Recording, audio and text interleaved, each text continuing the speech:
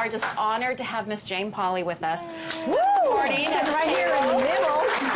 Yeah, thank you. And Jane, you are traveling around on a book tour right My now. husband calls me a book tourist. Yeah, I'm a little overbooked. Of course, It's we great to all be here. know you from years in television as a news anchor and television host, The Today Show, Dateline NBC. Yeah, well, the today part was before you were born. But, Not true, not Why? true. I remember watching you. And I raised you then. You Yes, did. I did a good job. You did. You started the Today Show when you were just 25. Oh, yeah. Isn't that ridiculous? Isn't that? It's awesome. What I think is so fun, Jane. And that was my natural hair color then. And isn't it so crazy? It hasn't changed at all. I know that's more expensive, but What's funny is that you kind of apologized for being as young as you were.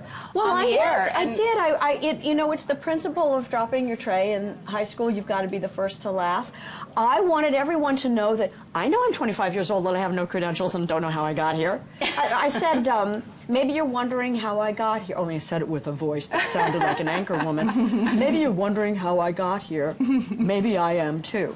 But I was. It was, how the heck? Well, you were just very upfront with your audience. Yes, And you were just calling it what it was, and you're like, let's just get that out and let's move on. And I never got, but I didn't. Everybody else moved way on, and for 20 years, I'm thinking, how did it happen? Yes. But I got over But that. I think that's what makes you so approachable and so likable by so many viewers, is because you did just put it out there, and you did own your age at the time, and you've always been very Still candid do. and upfront.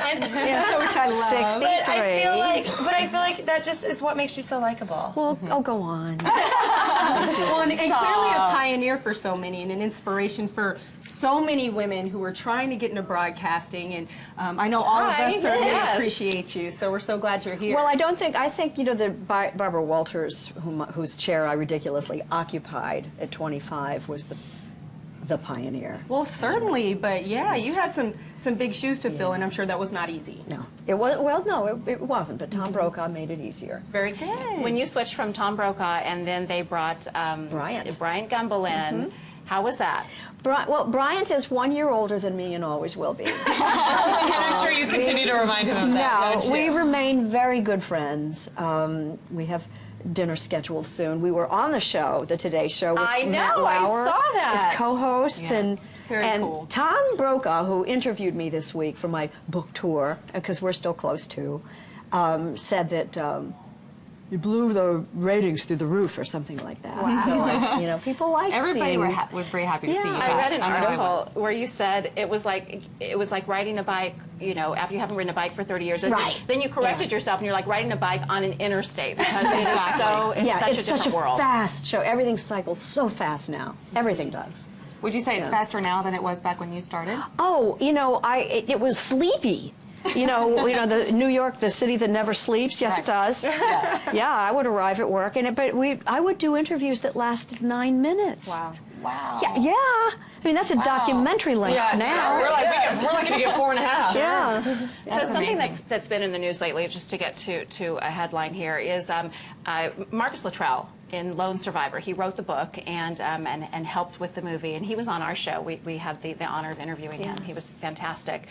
Well, he was on CNN, and Jake Tapper, one of the CNN correspondents, was interviewing him, and there was some confusion about Marcus doesn't like the media. Like, let's just be clear about that. He was very clear about that when he was on our show. And apparently, Jake Tapper said something that led Marcus to say, "So you're telling me that it was for nothing? That our mission was for nothing?"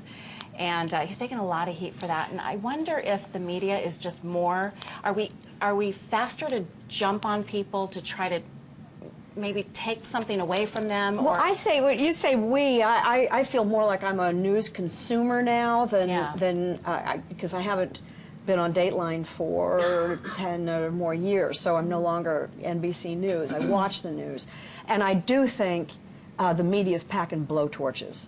And if you find a hot number, you literally could sit in the booth and watch the ratings spike. Exactly. I mean, it's like you've got your audience's pulse, and you see an opportunity to spike those numbers.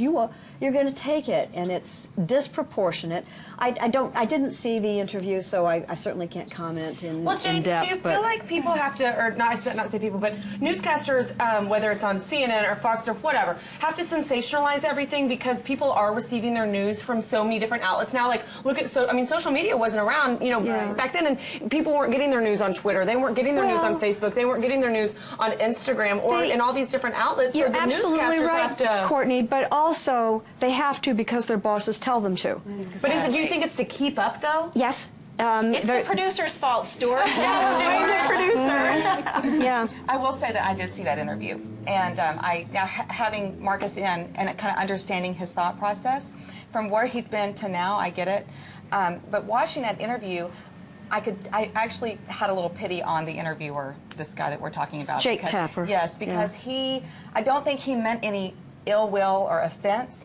Marcus took it offensively. Marcus jumped on it. Yeah. Well, I feel like he's very sensitive. I mean, he's been through. Yeah. So he's We have so much more to talk about. Will you stick around this morning with us? Try to make me leave. I got the middle chair. Just one of the girls. We are excited. We're going to be talking so much more about your book and about your fantastic career that we all admire, and so much more. So more with Jane Pauley when the broadcast continues.